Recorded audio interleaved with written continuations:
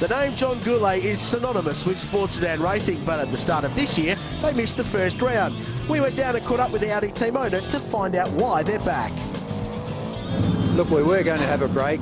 We did work pretty hard last year and we had a few little issues, so look, I just needed a short break, but I was pretty keen to get back. I was sick of really being doing nothing, so we were keen to have another go. We didn't do terribly well at Winton, and we're very competitive with Tony and Tony's dad Basil. We didn't do as well as we thought we should, so I was pretty keen to get back here and have another go this weekend. We then asked John what was the appeal of racing in the Kerrick Sports Sedan Series. I've been doing this for over 20 years now, and I just love the competition. I love the engineering. Darren and I have had a long-term relationship. It's worked quite well for us, and it's just a lot of fun. It's good for business. I'm in the Audi repair sort of industry, so it complements that. I just love the competition, really. Look, it gives you freedom of choice. The engineering is very much an individual thing. Of course, we've got rules and parameters, but you can pretty much do your own thing within a fairly broad sort of set of rules. That offers a lot of opportunity. That's why these cars are so fast. They're very sophisticated. They're just terrific fun. Look, obviously we'd like to attract younger people into the category, and that's difficult with the complexity of the engineering, but there are some plans afoot where a few of us are discussing trying to build a common car of some sort, that would be very fast and still challenging for people. I think that's where we've probably got to go in the future. As it's been more often the case than not this year, Tony Ricciardello and the B&M Ricciardello Alpha was on pole position. We went down and spoke to the West Aussie driver. Yeah, look, it was a good qualifying session. We had we flat spotted a tyre, so it hurt us during that qualifying session going through traffic, but we managed to get a pole time, and we're pretty happy with it. What do you need to do to the car in order to get it ready for today's race? Yeah, look, we had a little gearbox issue during that qualifying, at the end of qualifying, so we're just going to strip it down and make sure everything's right for the race, and just keep pushing on. You can almost guarantee everything will be right with Tony Ricciardello. That's the sort of performance he brings out to the racetrack, and he's on pole for race one. Turned out to be a thriller. It sure did, and that battle that we've been talking about all year, Boydo, continued on. It's a big field. It's great to see sports sedans back and in big numbers. You can see how hard these cars work. This was midway through the race. Ricciardello had a moment round the back of the circuit. Darren Hossack, as always, was there to capitalise coming onto the start-finish straight. And it was a great on-board example of exactly what was going wrong. The back of the car stepping out, but in a straight line, Tony Ricciardello always very quick. And these two, well, you can see how intense the battle is. They were on fire, Boydo. They were. Dicing for the lead of the race. Both of them well under the existing lap record. Our fast man from round one, Scott Butler, had problems, pulled the Camaro off to the side. As this great battle for the lead continued, Ricciardello increased his pressure and eventually just slipped by in a drag race down towards turn one. Yeah, very exciting and very intense between these two, but that's a brilliant stamp on how good their driving style is. They know each other very well. They can race side by side and not put each other into the paddock. They had to work through traffic, so the game wasn't over, and that allowed Hossack to close back in as this battle of all battles in sports sedans continued. And they were miles faster than a lot of the remainder of the field. Ricciardello, though, in the end, just held out Darren Hossack. Damien Jamison right behind him with Jeff Whitaker and Graham Smith rounding out the top five. Yeah, look, it's great victory for the boys. Tough race, one of the toughest we've had for a long time. It's been pretty hard this weekend. We've in qualifying yesterday on the dry track, we flat spotted a tyre, and then this morning when we went to put the slicks on, the other tyre had a puncture, so both of our front tyres were pretty gone, so we had to use used front tyres, and it took a little bit of time for the tyres to come in, so lost a little bit there, but we kept fighting on and had a great race on that. It's funny, isn't it? Ordinarily, you look at Tony Ricciardello's car out on the track, you can say it's not set up right, it's too twitchy and it's moving around too much. It's just how much horsepower it has. I think you're pretty much right as we get set for race two of the Kerrick Sports Sedans. This is a national round mixed in with the New South Wales State Championship as well. Jeff Whitaker doing the business with Damien Jamison there, but Ricciardello starts on pole from Hossack. Some big names looking to come through. Daniel Tomasi, watching for him in the Calibra. Simon Copping there in the XV8 Supercar, the Red Rooster car. down through to Damien Johnson. He's in that great little Tirana. Set for a start. That big battle at the front will continue this time round, and a cool morning here at Eastern Creek Shannon's Nationals round. And by the looks of it, there were a few that wanted to get up amongst that battle at the front too, Jamison being one of them. Hard under brakes, Ricciardello goes down into turn 2. He has the lead at the moment, and on cold tyres, he's just starting to pull away from Hossack. Looks like Jamison and Whittaker just behind them, dicing it out for third place, and Jamison in that beautiful Jaguar, the XKR goes through. There's Tomasi. I think Anthony McCready it was, just slipping up the inside in the 300 ZX, and another position there. Good move through turn 4, but the 2 leaders have disappeared up the road already, and that private little war will continue as this midfield, very competitive midfield, Boydo, it must be said, continues to dice it out. Well, it was good to see them leaning on each other, but not putting each other off the track or damaging the cars in any way, which was great sportsmanship. David McGuinness in there, and another one of the Calibras, a real popular body shape in Sports and Amp. 3 of them here this weekend. Dean Cam in the Corvette is in there. There's Copping, he's in the X. I think it's an ex-Larry Perkins built V8 supercar. So instead of running in the Kumo Tyres V8 touring cars, he's running in Kerrick Sports and Amps and running very well as well. Yeah, it's been a good machine to drive around this circuit too. You think once they got the setup right, it would be a very competitive car. Whether it could keep up with Hossack and Ricciardello, though, is another kettle of fish. Shane Bradford in the Camaro, right in the thick of things, holding off Tomasi, and some good nose-to-tail racing through 11 and 12. As McCready we see pull out in a straight line. The 23 car is in there as well. Jeff Whittaker in the Commodore. So great competitive opening lap here in the Kerrick Sports and National Series.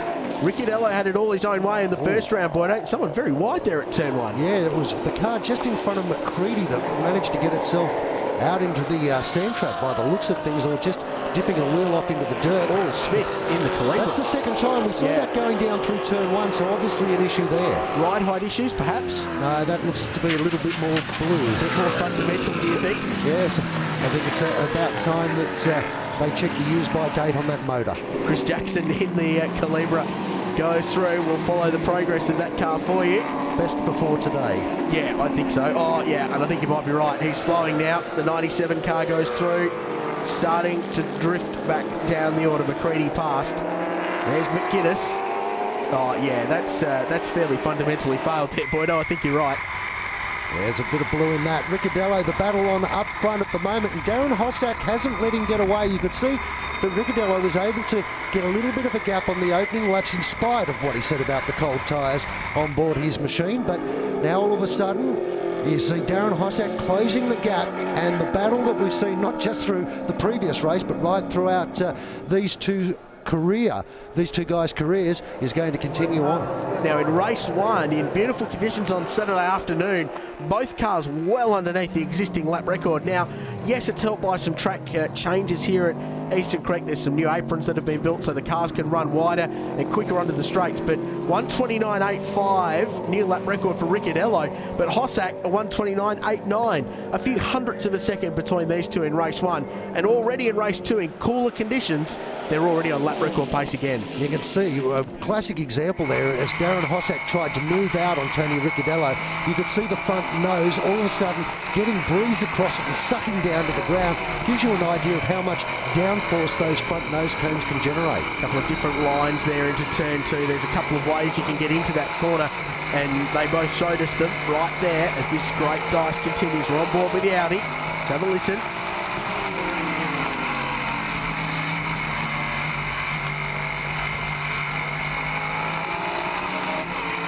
Do you know, Bordeaux, the thing that gets me about these cars is how quickly they gain revs. I love it.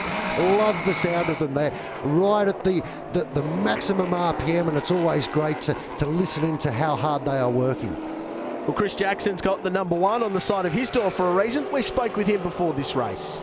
Obviously a really popular category here, especially with the punters. Why is that? Oh, they're fast, they're quick, they're mean, they're loud, they're terrific cars. We just love them.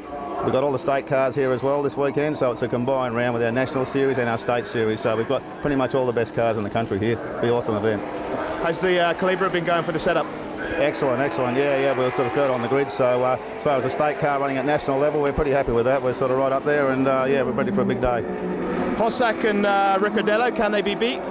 Yeah, they can, but it's pretty tough. I think I might have to have a couple of problems to beat them, but we're going to get out there and give it a big go. And the one little slip up, and I think we'll be on them. But they're very, very quick cars at the moment. So yeah, at the moment just running behind them, but we're going to do our best. Good luck with the weekend. Thanks very much. Well, you know that Jackson won't take a backward step if there's any chance that he can get up in amongst this battle, and has a lot of experience behind the wheel of race cars too. And I'll tell you what, as he said, one little slip up, we saw Tony Ricciardello have one little slip up at turn one. That car at 225 odd k's an hour, if not quicker, had a bit of a lose there at turn one. He held on to the lead, but boy, that would have woken him up. And that's the great thing about sports sedan racing at the moment. Okay, a lot of people might say it's a two-horse war. These cars are so much quicker than anyone else. But they're keeping each other honest. And you can see, by the way the cars are moving around, they are on it. And another lap record this race. Darren Hossack has broken it again, a 1:29.6. So he's flying in that Auto Union Spares, the Audi Spares car. John Goulet, we heard from him at the top of the show. So passionate about this category and building these cars for such a long time, gets them up to speed. So battle for the lead continues, but there's dicing right throughout this pack. Yeah, and you just get an idea of how intense that is at the front. Each driver taking different lines, trying to keep the pressure on. It's going to be enthralling. As we've seen down back through the pack, looks like we've got another car with an issue. The 97 car, has that got water pouring out the side of it? Yeah, I thought I saw. Anthony McCready, he's been riding contention for a top 4 or 5 position throughout the course of the weekend. As we have a look at Fred Axisa in the number 80 Commodore. Wild looking thing, that. Fred, from the first day I saw him in sports sedans, he's been driving wild looking things. He's a very, very keen competitor and always presents a magnificent looking car. It's par for the course in carrying sports sedans, Boydo. Wild looking cars like these two out in front. So this great battle continues, nose to tail, and just so hard. Hossack! Right on the dirt on the inside, and now he's going to have a look up at turn 2. Well, reckon he's not trying. Oh man, that is right on the ragged edge. Put 2 wheels on the inside in turn 1. That made the car step out, slide across the track, almost rally style. Well, Darren Hossack wants to get past Tony Ricciardello. Ricciardello driving a perfect race at the moment. He's not blocking, he's not doing anything illegal, but he is just driving that car as wide as he possibly can make it. That was as wild as it comes. It's hard to communicate how wild that is on TV. Might have blocked there. Well, just slightly. Well, no, more slightly covered his line rather than blocking.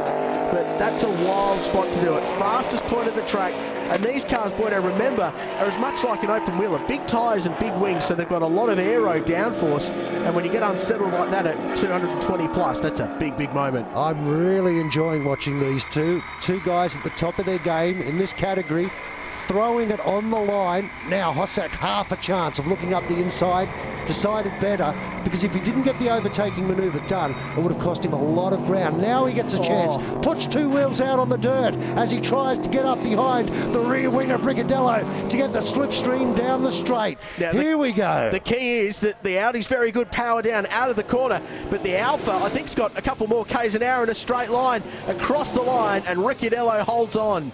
Great motor racing with Darren Hossack second. Tomasi right behind them, then Whitaker, Jackson, Cam rounding out the top 6 with McGuinness and Fred Axisa in 8th spot. Over the page, Simon Copping was 9th, Shane Bradford 10th, and Damien Johnson in the Little Tirana managed to finish 16th.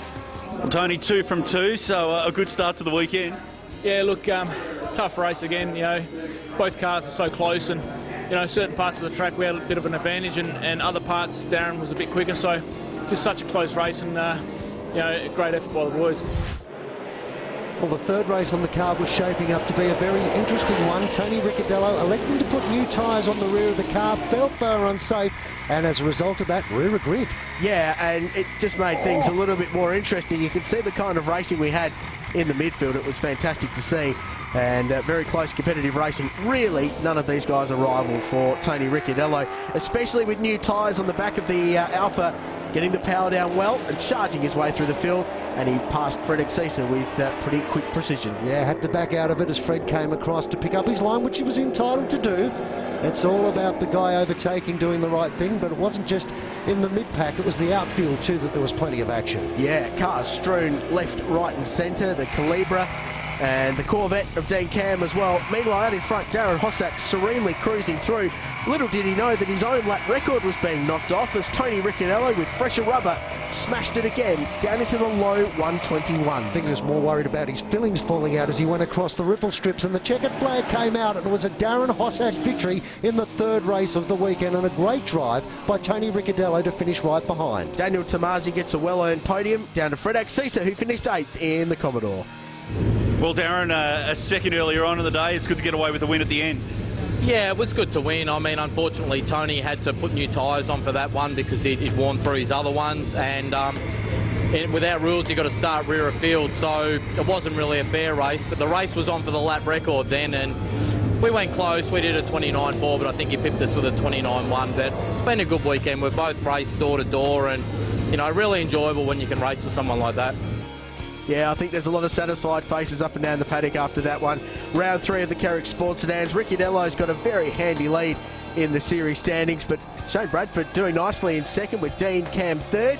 Hossack has climbed to 4th place after missing round 1, and of Scott Butler and Bob McLaughlin. Great racing in the Carrick Sports Sedans, and that season will continue to be very competitive.